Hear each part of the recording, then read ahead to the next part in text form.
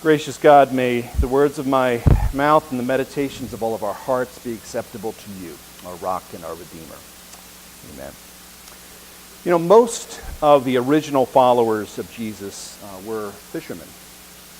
And in the immediate aftermath of Jesus' crucifixion, which we have no problem believing, and the rumors of resurrection, which we may have a problem believing, many of them went back to what they knew best.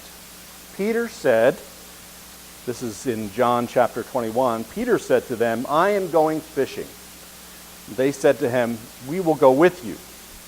John's Gospel, chapter 21, verse 3, it describes the circumstances of the first followers of Jesus, right? Not long after this perhaps monumental history-intruding event, right, the resurrection, they went fishing.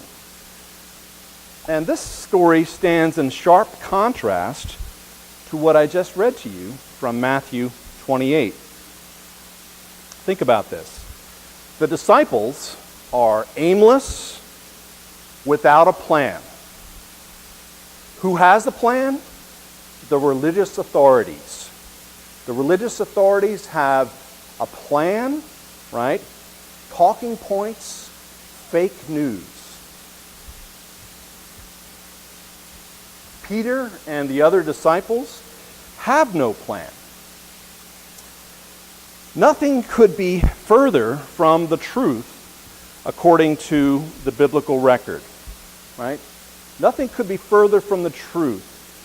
The idea that the disciples stole the body, right, while others were asleep. This is the counter story to the one that's presented in the Gospels, that he was raised again in glory.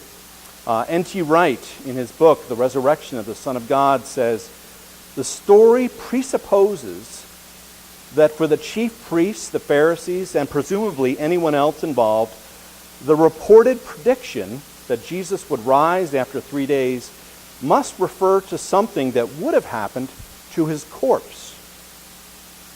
If anybody had supposed that rising again meant that Jesus' soul had gone to heaven while his body remained in the tomb, or anything vaguely like that, there would have been no need for a guard and no need for a stone, no need for stories and counter-stories." Let me translate that once again. If the belief was that Jesus' body didn't matter, right, that he was just kind of drifting off into heaven, there'd be no need, right, to stand guard. There'd be no need, right, to make it a problem, right, for people to look at Jesus' body. So this is really interesting, this idea of what to do in the wake of Jesus' resurrection. Imagine you are a first century follower of Jesus. Imagine here at Origin, we stand along the shore of the Sea of Tiberias.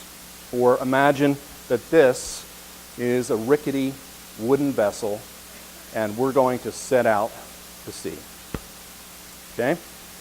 What are we doing? We're engaged in a process of ambiguous waiting. No real plan, right? Maybe we cast our net, right, out into the community, and maybe we try to pull in a few straggling fish. Mostly we get nothing. Maybe we throw a line into the water, and the tension on the line is palpable. We can feel it, but there's nothing to do just yet. In other words, there's ambiguity, right? There's a sense of, what are we doing? We're waiting. Now, the problem that I see in the life of the institutional church is that we're so quick to come up with a rational plan, right, with a way of making sense to the world, that we lose the mystery of what is happening, right? There was an article in the New York Times this past week by Ross Douthat. He wrote a column called Save the Main Line. And in this column, he wonders why so many churches like ours are marginalized. Why is it, he wonders, do former Presbyterians and former Christian church disciples fail to worship in large numbers like they did in the past? And the reason, according to this conservative Catholic, is that we are victims of our own success. Just think about this. What those congregations offer, right, churches like this, is already embodied in liberal politics and culture.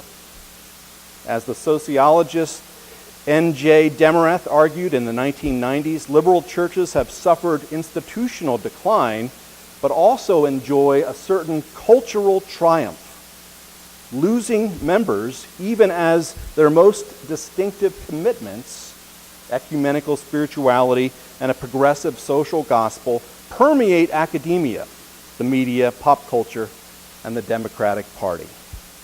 In other words, we've succeeded, we've won.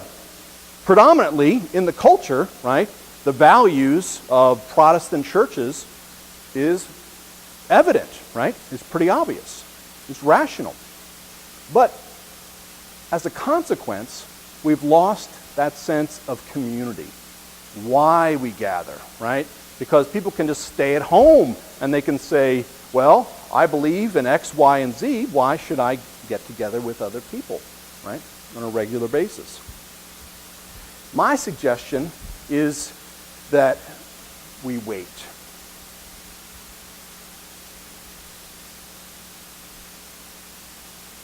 My suggestion is we go fishing. Not literally, maybe, right? But to fish is to hope, isn't it? It's the kind of fishing that I do, right? A fish story, right, is about nostalgia, right? A fish story is me saying, man, back in 1982, I caught this great trout, and it was this big, right? I'm telling the story. But what if we were a church that kind of set aside the nostalgia for the way things were and started to say, where is the depth of spirituality, right, in which we might cast our nets, right? I don't think it's in propping up the institution of church, right? I don't think it's in saying we want to preserve the integrity of a Disciples of Christ ministry or a Presbyterian church or a Methodist church or a Lutheran church. That's not what we're talking about here, right? People have lost interest in that. Do you believe me when I say that? They have. Well, what's deep is when I look into your eyes, right? And during the week, when I see people and I look at them and I can see there's depth there. There's a journey, right, in their lives. What if we developed a way of waiting with them and perhaps luring, right?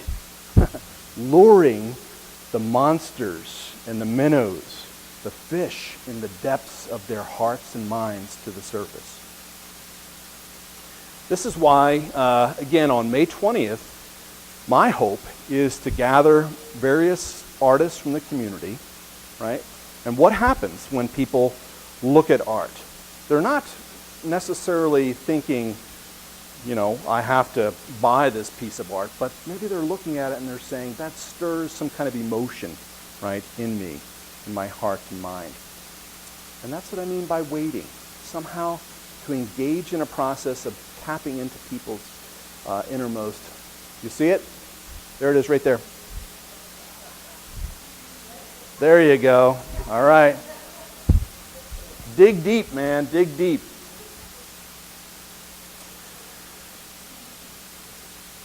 I don't know if anyone has ever seen the film River Runs Through It, but it was based upon a book by Norman Maclean, and it's famous for the line, Methodists or Baptists who can read, which is pretty funny.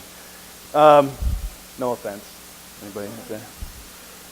But what's powerful is that there's a Presbyterian minister in Montana where they do a lot of fly fishing, and he has two sons, and one of the sons becomes the writer of the story, Norman McLean, and the other one, however, has an addiction problem. He's addicted to gambling, and no one quite understands what's going on inside his heart and inside his mind. And he's engaged in all kinds of destructive behaviors. And when Norman goes home one time, he hears his father preach one of these great sermons, and he can tell that he's not just talking about Christianity and the church, he's talking about his son. And just listen to these lines. Each one of us here today will at one time in our lives look upon a loved one who is in need and ask the same question. We are willing to help, Lord, but what, if anything, is needed? For it is true, we can seldom help those closest to us. Either we don't know what part of ourselves to give, or more often than not, the part we have to give is not wanted. And so it is with those we live with and should know, who elude us. But we can still love them. We can love completely without complete understanding. And I just love that last line. We can love completely without complete understanding. And it seems to me that, this resurrection season is about that, right?